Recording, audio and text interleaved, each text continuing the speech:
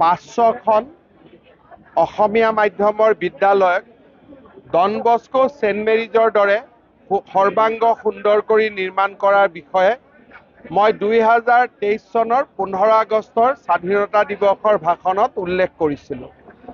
ইতিমধ্যে 400খনতকৈও অধিক অসমীয়া মাধ্যম বিদ্যালয়ৰ নিৰ্মাণৰ কাম আৰম্ভ হৈছে। প্ৰতিখন বিদ্যালয়তে আমি 8ৰ পৰা 10 কোটি টকা খৰচ কৰিছোঁ।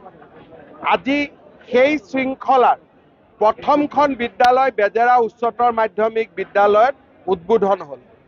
এই বিদ্যালয়ৰ ভৱন ডন বস্কো সেন্ট মেৰিজতকৈ কোনো গুণে কম নহয়।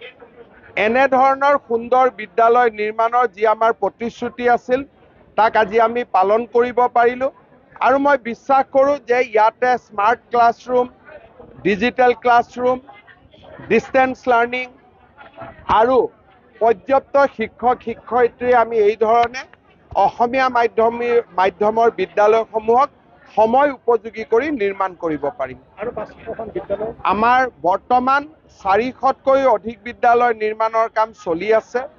500খন মোৰ ঘোষণা আছিল, কিন্তু এতিয়া আমি 1000খন এনেকুৱা বিদ্যালয় নিৰ্মাণ কৰিব খুজিছোঁ আৰু তাৰ বিষয়েও সিলেকশ্যন প্ৰচেছ আদি চলি আছে।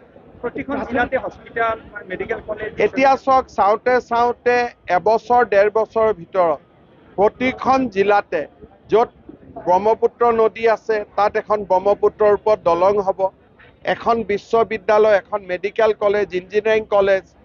আমাৰ অসমখন আমি যিমান আশা কৰিছিলোঁ তাতকৈও তীব্ৰ গতিত আমাৰ ৰাজ্যখন আজি আগুৱাই গৈছে। প্ৰাইভেট স্কুলবোৰত তথাপি কিয় ষ্টুডেণ্ট? চাওক, এতিয়া গভৰ্ণমেণ্টে সকলো কৰি দিব পাৰে, টেটত নিযুক্তি দিব পাৰে, স্কুল বনাই দিব পাৰে, কিন্তু কিছু অভিভাৱকে নিজৰ ল'ৰা ছোৱালীক ইংৰাজী মাধ্যমত পঠাব খোজে।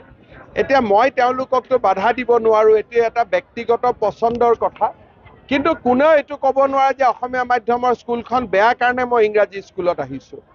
তেওঁ নিজে এতিয়া ক'ব লাগিব যে নহয়, মই ল'ৰাটোক ইংৰাজী মিডিয়ামত পঢ়াম বুলিহে মই এই স্কুলত দিছোঁ। এতিয়া আমাক অন্ততঃ দোষ দিব নোৱাৰিব। ঘটনাটো হ'ল যে আমাৰ একোখন 1 কিলোমিটাৰ ভিতৰত এখন LP স্কুল হ'ব লাগে, 5 কিলোমিটাৰত এখন হাইস্কুল হ'ব লাগে। এতিয়া আপোনালোকে চাওক, যদি দুমনি চকীৰ পৰা বাইহাটা চাৰিআলি হিচাপ কৰে 5 কিলোমিটাৰত এখন স্কুল হ'ব লাগে, ইয়াত কিমানখন স্কুল আছে?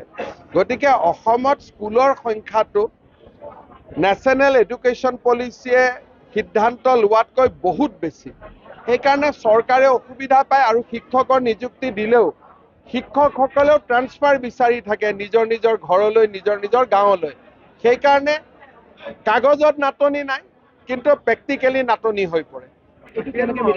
এতিয়া চাওক, এইটো মানুহৰ মানসিকতাৰ লগত মই ভাবোঁ লাহে লাহে অঞ্চলবিলাক উন্নত হ'লে শিক্ষকসকলে ট্ৰান্সফাৰ খোজা বাদ দিব।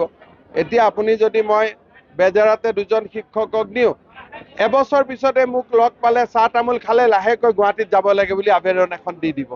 গতিকে এই মানসিকতাটো লাহে লাহে দলং তলং হ'লে পৰিৱৰ্তন হ'ব। খেল মহাৰণ হ'ল, সাংস্কৃতিক মহাৰণ হ'ল, কিন্তু বিজ্ঞানৰ বিকাশৰ বাবে আমাৰ বিজ্ঞান অলিম্পিয়াড, মেথছ অলিম্পিয়াড এইবিলাকতো চলি আছে। হ'ব।